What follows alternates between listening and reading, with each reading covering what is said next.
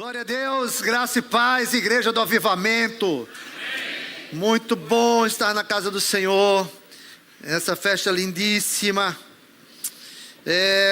Mas Deus tem algo especial para nós na sua palavra. Essa palavra de hoje, a gente vai começar com um seminário bíblico. E depois a gente termina com revelação de Deus. Queria que você abrisse sua Bíblia no livro de Mateus capítulo 2. Mateus capítulo 2. Vamos ler do verso de 1 ao 12. Mateus capítulo 2, verso de 1 ao 12. Depois dessa palavra de hoje, você vai viver na tradição religiosa pagã, se você quiser. E eu tenho certeza que ainda tem gente que diz assim: eu escutei isso aí, mas eu gosto desse negócio. Mesmo sabendo isso aí, mas eu gosto. Eu sei que tem nada a ver, mas eu gosto. Tendo Jesus nascido em Belém da Judéia, nos dias do rei Herodes, eis que vieram os magos do Oriente a Jerusalém e perguntaram: onde está o recém-nascido rei dos judeus? Porque vimos a sua estrela no Oriente e viemos para adorá-lo. Tendo ouvido isso, alarmou-se o rei Herodes e com ele toda a Jerusalém. Então, convocando todos os principais sacerdotes e escribas do povo, indagava deles onde o Cristo deveria nascer. Em Belém da Judéia, responderam eles, porque assim está escrito por intermédio do profeta: e tu, Belém, terra de Judá, não és de modo algum menor entre as principais de Judá, porque de ti sairá o guia que há de apacentar o meu povo Israel.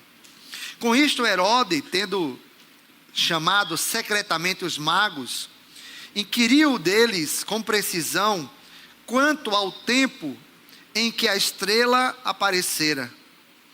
E enviando-os a Belém, disse-lhes: ide, informai-vos cuidadosamente a respeito do menino, e quando o tiverdes encontrado, avisa-me para eu também ir adorá-lo.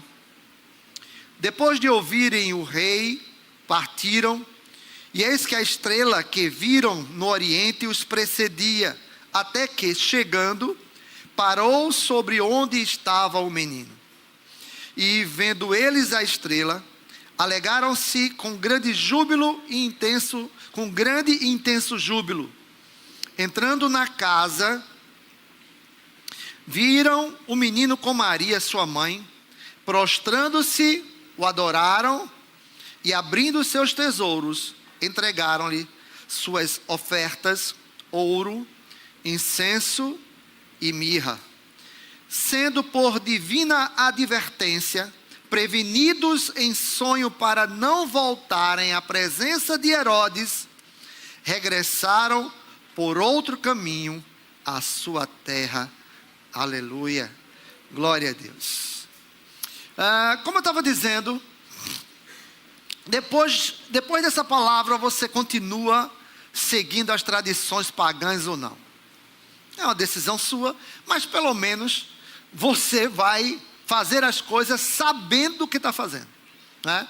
Porque eu tenho certeza que muita gente assim é enganado, não é? É leigo a respeito da verdade da palavra. Mas aí a gente vai ter uma palavra. Eu quero trazer alguns esclarecimentos dentro da palavra, né? Dentro da palavra, porque eu tenho certeza que alguns de vocês, ou muitos de vocês, têm dúvida se Jesus Cristo nasceu dia 25 de dezembro ou não. Não é? Tem muita gente ainda que ainda tem dúvida sobre isso, né? Deixa eu lhe dizer uma coisa, irmãos. Hoje eu vou dizer a você quando foi que Jesus nasceu, dentro da Bíblia, tá bom? Dentro da palavra. Eu vou dizer quando foi que Jesus nasceu dentro da palavra. Então, o que eu posso começar a dizer é que 25 de dezembro não seria nunca. Isso já precisa ficar muito claro. Por alguns fatos, né? Em Lucas capítulo 2, verso 8, diz assim: havia naquela região pastores que viviam nos campos e guardavam o seu rebanho durante as vigílias da noite. Então, quem já esteve comigo lá em Belém, né? A gente viu lá que Belém essa época está dando neve, está nevando essa época. E os pastores não ficavam no campo guardando as suas ovelhas na época da neve. Isso está muito claro, né? Eles guardavam as ovelhas, senão elas congelavam. O pastor morria de frio e as ovelhas também, por mais que tenha lã, né? Mas elas não aguentam aquela temperatura, né? E é muito incômodo ficar no gelo, na neve, não é? Dormindo ao relento, porque os pastores dormiam junto com as ovelhas ao relento. Uma outra coisa é que Maria e José foram para Belém por causa de um recenseamento, e Roma não ia fazer um recenseamento numa época que ficava dificultoso as pessoas se deslocarem de um lugar para o outro. Então, eles teriam dificuldade de fazer esse recenseamento no inverno, né? Porque lá, esta época, é inverno. E a outra coisa é que seria, não é, muito difícil Maria grávida, já para ter um filho, não é, viajar de Nazaré, onde eles moravam, até Belém, na época do frio. Então, automaticamente, a gente sabe que 25 de dezembro não poderia ser nunca. Mas, quando foi que Jesus nasceu? Vamos para a palavra. Lucas capítulo 1, verso 5, diz assim: nos dias de Herodes, rei da Judéia, houve um sacerdote chamado Zacarias, do turno de Abias. Sua mulher era das filhas de Arão e se chamava Isabel. Então, vocês vão ver, se vocês lerem o texto a partir do verso 6, vocês vão ver que Zacarias e Isabel, que eram os pais de João Batista, Zacarias recebeu uma visão, uma revelação, de que ele teria um filho no turno de Abias. Como era isso? Veja, o rei Davi estabeleceu que os turnos dos sacerdotes, 24 turnos, então um sacerdote, ele trabalhava 15 dias por ano, porque haviam 24 turnos, e o turno de Abias era exatamente na segunda quinzena de julho. Segunda quinzena de julho foi quando Isabel engravidou, ok? Ele recebeu a revelação e Isabel engravidou. O que acontece? Então, se ela engravidou em julho, então automaticamente João Batista nasceu em abril, ok? São 9 meses, automaticamente ele nasceu em abril. O que acontece é que há uma diferença de idade entre João Batista e Jesus. Por quê? E essa diferença de idade são exatamente 6 meses. Tá? 6 meses. Isso se encontra no livro de Lucas, capítulo 1, versos de 24 a 26. Diz assim: passados os dias, Isabel, sua mulher, concebeu, né? E ocultou-se por 5 meses, dizendo: assim me fez o Senhor, contemplando-me para anular o meu opróbrio perante os homens. No 6º mês, ou seja, no 6º mês da gravidez de Isabel, de João Batista, né, foi o anjo Gabriel enviado da parte de Deus para uma cidade da Galileia chamada Nazaré, a uma virgem despojada com certo homem da casa de Davi, cujo nome era José, e a virgem se chamava Maria. Então, veja, a partir da concepção de João Batista, 6 meses depois, o anjo apareceu a Maria e disse que Maria seria engravidada, ok? Então, há uma diferença entre entre Jesus Cristo e João Batista. João Batista era 6 meses mais velho do que Jesus Cristo. Então, se ele foi concebido em julho e ele nasceu em abril, e Jesus Cristo tem 6 meses mais velho, não é, de que João Batista, não é? Então, Jesus Cristo nasceu, mais novo do caso, Jesus Cristo nasceu em outubro, ok? Porque se você ver, ele nasceu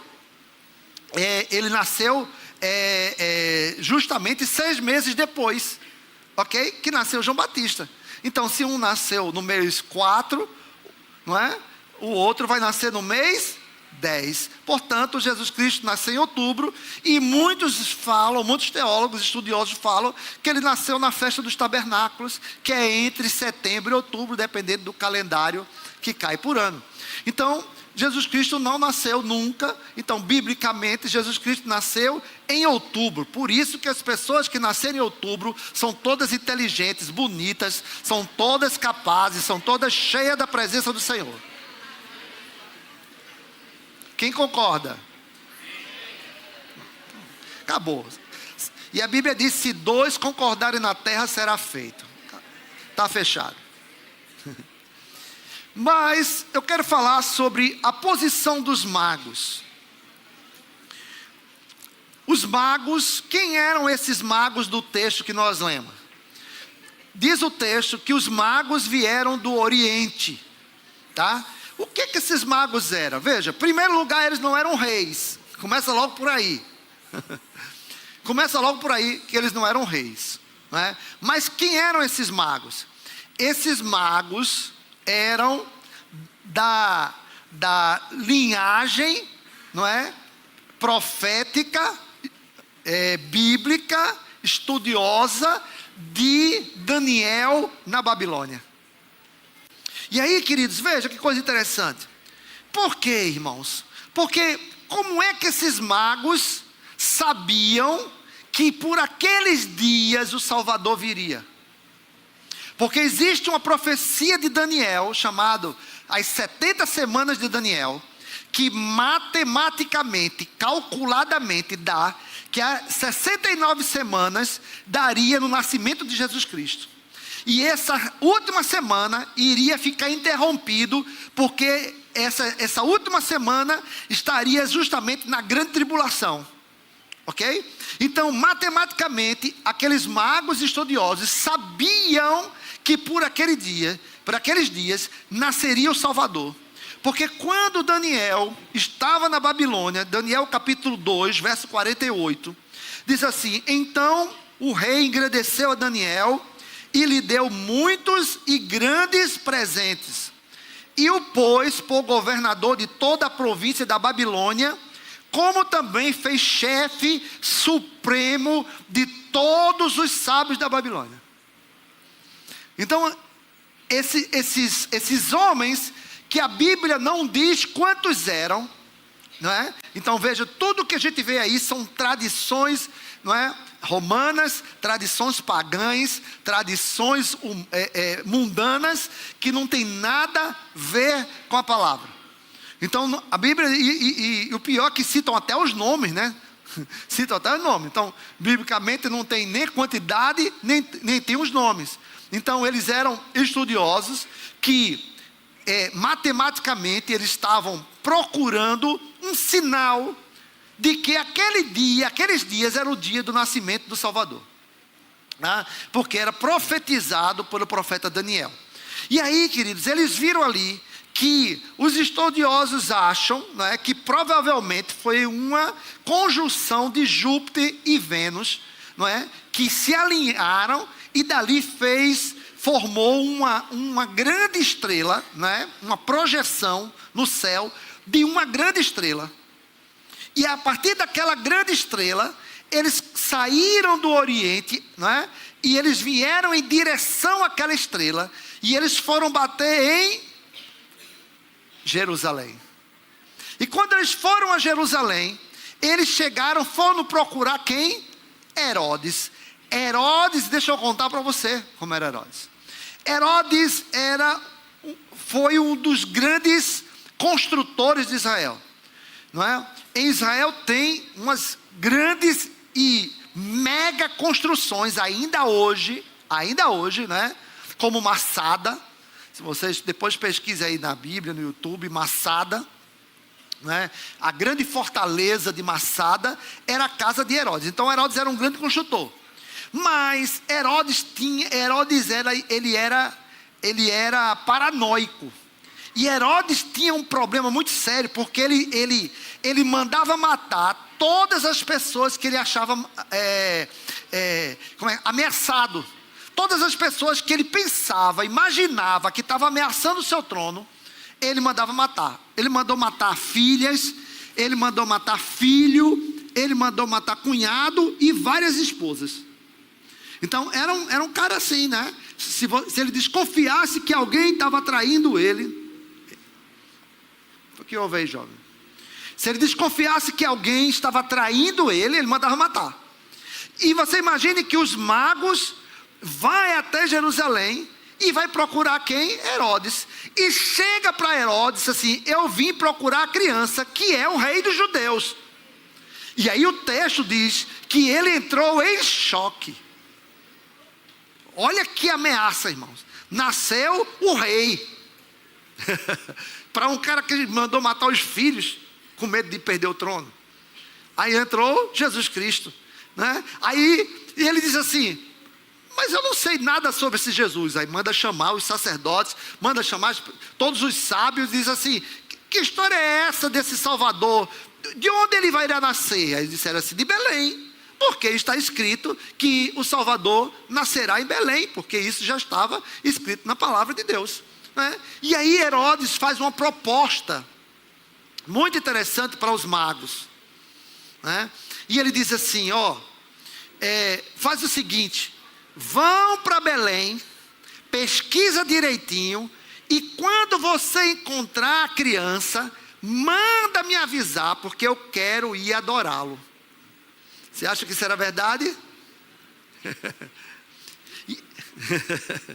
Claro que não, né? E aí o que é que acontece? Não é? Por causa disso, não é? Ele se revolta e manda fazer uma matança das crianças daquela época, de 2 anos para baixo, não é? E aí eu vou explicar por que os 2 anos para baixo. E aqueles reis, ou aqueles magos, perdão, de tanto falar eu errei, aqueles magos, não é, que saíram do Oriente, quando eles saíram da casa de Herodes, a estrela continuou guiando eles, e quando chegou em cima da casa onde Jesus Cristo estava, a estrela parou.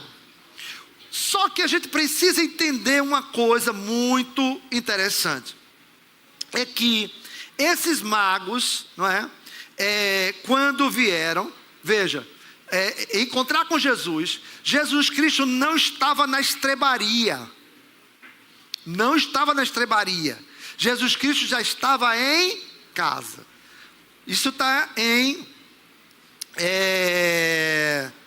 o texto do texto que nós lemos, né, no verso 9, 10 e 11, diz assim: depois que ouviram o rei, partiram, e eis que a estrela que viram no oriente os precedia, até que chegando, pousou sobre onde estava o menino. Verso 10.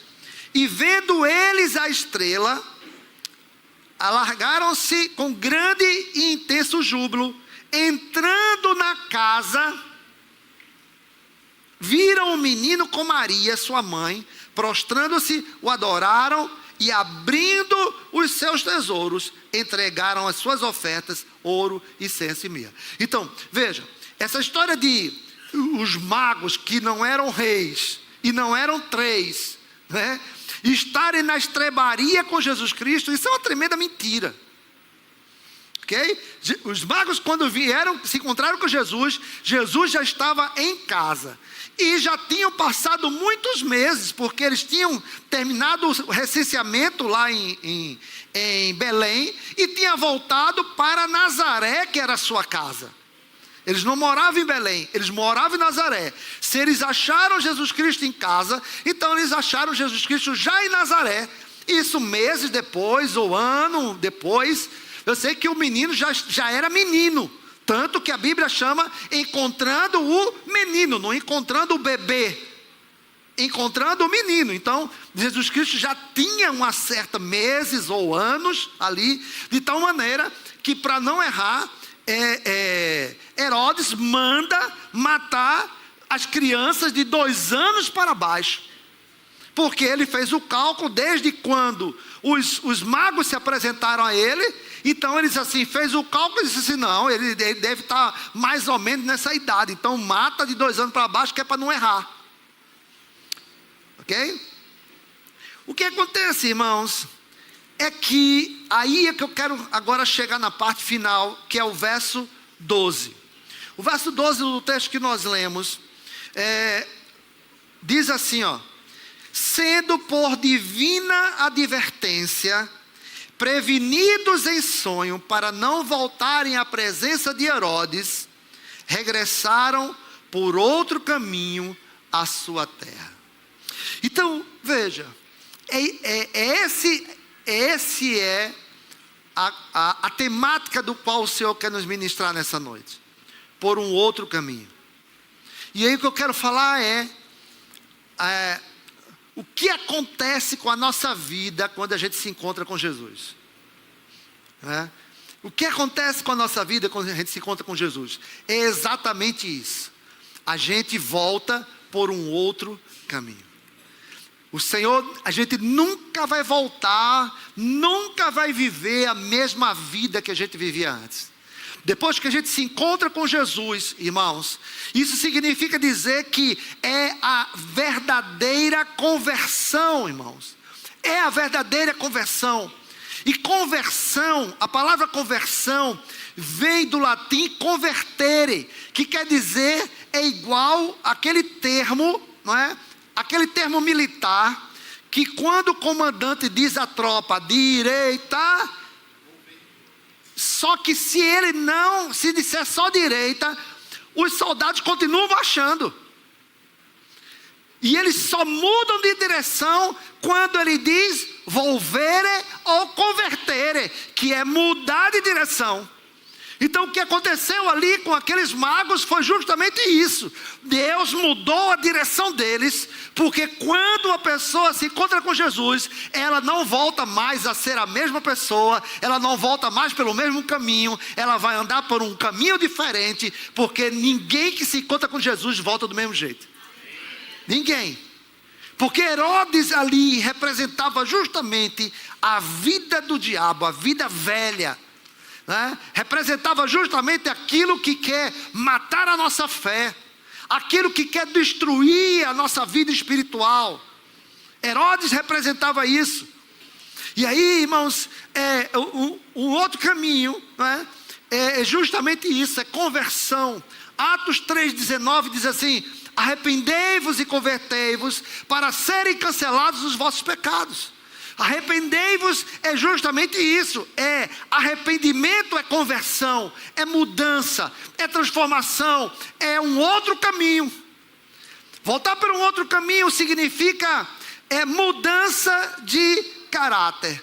E essa mudança de caráter é uma mudança de dentro para fora, irmãos. Não é que a gente vai mudar a nossa roupa para a gente dizer que nós somos aqui por dentro.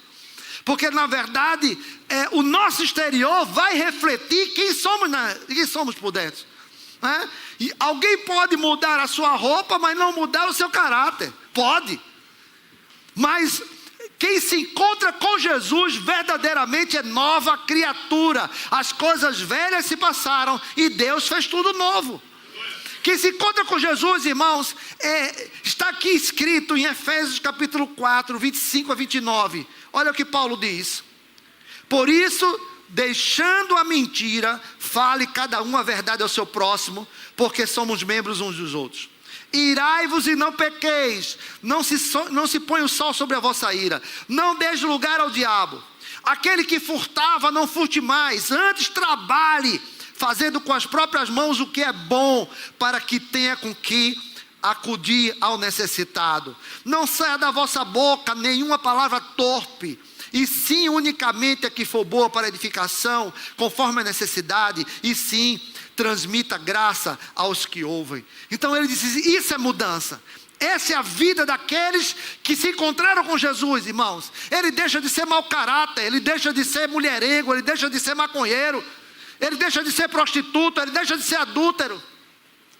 Porque ninguém que se encontrou com Jesus volta pelo mesmo caminho. Todas as pessoas que se encontraram com Jesus voltam por um caminho diferente, porque o caminho de Herodes é justamente o caminho do mundo. E se o Senhor já nos tirou de lá, nós não vamos andar mais por esse caminho. Por isso que o apóstolo Paulo diz, Gálatas 2:20, já não vivo mais eu, mas Cristo vive em mim. É isso. Isso é conversão, isso é mudança de rota, isso é mudança de atitude. Por um outro caminho significa que nós vamos, significa que nós não seremos mais os mesmos. Isso é verdadeiro.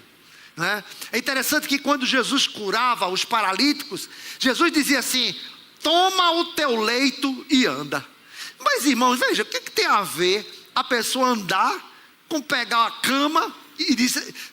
Leva a cama também, Jesus disse, leva essa cama daqui, sabe para quê? Para não ficar rastro daquilo que você foi. Porque a transformação da nossa vida é exatamente isso. O Senhor não deixa rastro da vida que a gente vivia antes. O Senhor não deixa rastro do que nós éramos. Porque uma pessoa pode estar na igreja, frequentar a igreja, mas nunca se encontrou com Jesus. Nunca se encontrar com Jesus. Porque aqueles que se encontraram com Jesus, a gente olha para a vida dela e vê transformação. Vê que ela voltou por um outro caminho. Aquelas pessoas que voltam para Herodes, encontraram outra pessoa, menos Jesus Cristo. Porque por outro caminho significa que obedecer agora é um prazer a Deus. É tremendo porque o texto diz assim, que eles foram prevenidos por Deus. Irmãos, prevenido olha, eu te aconselho, não volta mais por esse caminho. Mas eles tomaram aquilo ali como ordem. Veja que em sonho o Senhor revelou a eles assim, olha, veja, não volta mais por esse caminho. É uma prevenção, Não volta mais para lá. Ou seja, não volta para viver naquele ambiente onde você vivia. Não volta a ter as mesmas conversas que você tinha antes. Não volta a conviver com aquelas amizades que só te levam para distante de Deus. É uma prevenção que Deus está dizendo. Mas aqueles que se encontraram com Jesus tomam essa prevenção como ordem. Toma essa prevenção como uma direção de Deus. E isso não sente peso, irmãos. Porque quem se encontrou com Jesus não pode ser mais aquela mesma pessoa. Isso precisa ficar claro. Quando você vê uma pessoa, irmãos, que não mudou nada da vida dela, é porque falta um encontro genuíno, verdadeiro com Cristo Jesus. Falta a revelação do Filho de Deus na vida dela. Ela foi para uma igreja, mas ela não foi para a cruz. Ela foi para uma religião, mas ela não encontrou o Jesus Cristo que salva. Porque todo encontro com esse Jesus é transformador. Veja Saulo de Tarso, quando se encontrou com Jesus ali, a vida dele foi transformada, de perseguidor passou a ser perseguido. Ele recebeu ali, a visão de quem Jesus Cristo era. Quando você tem esse encontro com o Senhor, irmãos, a tua vida não é mais a mesma. Nunca mais você vai voltar a ser o que você era. Nunca mais você vai viver a vida que você vivia. Nunca mais você vai falar o que você falava. Você vai gostar do que você gostava. As pessoas que se encontraram com Jesus não têm nostalgia do passado. Quando você vê uma pessoa, ai, aquele tempo, do tempo da cachaça, ai, aquele tempo que eu vivia, né? Dia 24, dia 24, essa hora eu já estava bêbado. Ó. Aquele tempo que eu tomava, né? Irmãos, toda pessoa que tem nostalgia do passado não se encontrou com Jesus. Porque o encontro com Jesus é transformador. O encontro com Jesus muda a nossa rota. O encontro com Jesus muda a nossa direção. Nunca mais vamos voltar. A gente não sabe mais quem é Herodes a partir de Jesus Cristo. Porque você encontrou o rei verdadeiro, irmãos. Veja, ele foi buscar Herodes porque ele não conhecia Jesus. Depois que ele conheceu Jesus, para que Herodes? Depois que você conhece Jesus, Jesus vai te completar, Jesus vai te preencher. Não sobra mais espaço para nada, irmãos. Depois que você conhece Jesus, para quê? É aquela história assim, por que eu vou voltar para Herodes? Porque perde sentido, entendeu? Até aquelas coisas que a gente gostava do mundo, perde sentido para nós. E a gente faz, por que eu estou fazendo isso? Não é? Que graça tem isso? As coisas perdem a graça para nós, porque você encontrou aquele que te preencheu, né? Você encontrou aquele que enche a tua vida, irmãos. Agora, deixa eu te dizer um negócio para a gente fechar essa palavra. Aqueles magos se encontraram com um bebê, um menininho, né? Um menininho. E o convite hoje, você vê, eles se encontraram com o menininho e a vida deles foram transformadas. Mas a chamada de hoje não é mais para se encontrar com um bebê ou com uma criancinha. É se encontrar com o Rei dos Reis, com o Senhor dos Senhores. Irmãos, se uma criança, não é? Jesus criança transformou a vida daquele homem. Você imagine hoje. Agora você não vai se encontrar com um bebezinho. Você vai se encontrar com o Rei dos Reis. Aquele que vem montado no cavalo branco. Senhor dos Senhores está escrito na sua coxa. Aquele que era, que é e que há de vir. O Senhor Deus Todo-Poderoso. O Criador dos céus e da terra. Por Ele e por Ele foram todas as coisas. Irmãos, agora a chamada do Senhor não é mais para se encontrar com o menininho que nasceu em Belém. A chamada agora é para se encontrar com o Jesus ressurreto, que morreu na cruz e que ressuscitou. Se um bebezinho mudou a vida daqueles magos, você imagine se encontrando com o Senhor Deus Todo-Poderoso, aquele que está sentado à direita de Deus Pai Todo-Poderoso e há de vir para buscar a sua igreja e para arrebatar todos aqueles que creem no seu nome. A chamada de hoje é essa. Não é mais para você se encontrar com um bebezinho na manjedoura. O dia de hoje é para você se encontrar com o Senhor Deus Todo-Poderoso, aquele que muda a tua vida, aquele que preenche os espaços da tua alma. O dia de hoje é para você dizer assim: se eu me encontrar com esse Jesus, nunca mais eu vou ser o mesmo, nunca mais seria a mesma pessoa. E isso é verdade. Se um bebezinho mudou a rota daqueles magos, você imagine o Deus ressurreto. Você imagine o Senhor que ressuscitou, que venceu a morte. Ele disse: eis que estive morto, mas agora estou vivo, e tenho nas minhas mãos a chave da morte e do inferno. Você imagine se encontrar com Ele. Porque a nossa vida não pode ser transformada. Porque eu tenho certeza, quando você tem encontro com esse Jesus, você vai voltar por um outro caminho.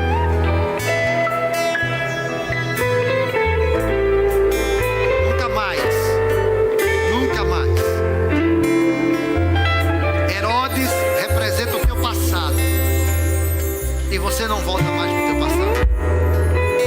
Herodes representa a sua vida velha. Herodes representa tudo aquilo que você gostava do mundo. Você e dizer assim: eu vou deixar para trás, porque eu me encontrei com Jesus, eu vi a sua luz, eu vi a sua glória, e a minha vida foi transformada. Então a chamada do Senhor hoje é para você se encontrar com esse Jesus Cristo, não o coitadinho, o menininho que nasceu em Belém, que está numa manjedoura. Deixa eu lhe dizer uma coisa, não é para te chocar, nem para você ficar com raiva de mim, mas não existe nenhum lugar na Bíblia, no Novo Testamento, que os apóstolos comemoravam o nascimento de Jesus. Porque se eles conheceram o Jesus Todo-Poderoso, por que ele vai celebrar uma criança? Não tem. Porque eles não celebravam, irmãos. E por que eles não celebravam? Eles não celebravam porque tem algo melhor para a gente celebrar.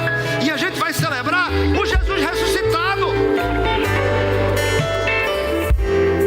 A gente vai celebrar o Jesus que venceu a morte, o Jesus que venceu a sepultura, o Jesus que venceu o inferno. É esse Jesus que nós celebramos. Não é o pobrezinho, como canta a música, que nasceu em Belém. Os apóstolos da igreja primitiva não perdiam tempo para celebrar essa festa que vocês estão dizendo hoje, que chama-se Natal.